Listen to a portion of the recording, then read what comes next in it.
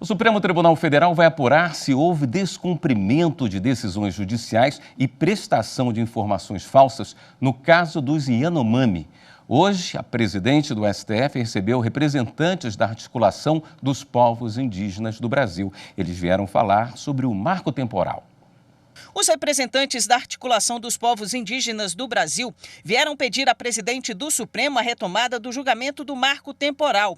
A tese do marco temporal prevê que só devem ser demarcadas as terras ocupadas pelos povos indígenas até a data da promulgação da Constituição, em 5 de outubro de 1988. Para além de decidir, por um ponto final nesse processo, nessa discussão sobre a tese do marco temporal, e a retomada da política de demarcação das terras indígenas com uma segurança jurídica um pouco maior, é também a garantia das vidas, dos povos indígenas que vivem nos territórios e principalmente nos territórios hoje que vivem bastante conflito.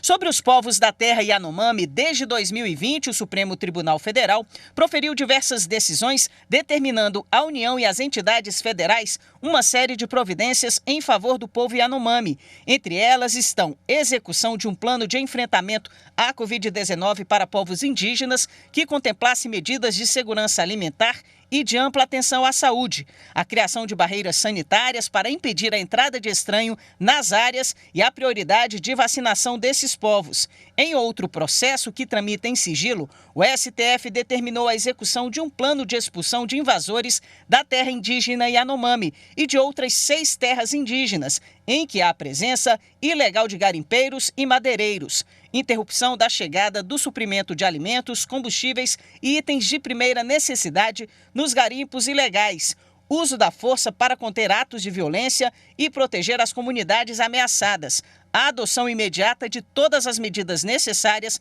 à proteção da vida, da saúde e da segurança das populações indígenas que vivem nas terras Yanomami e Munduruku.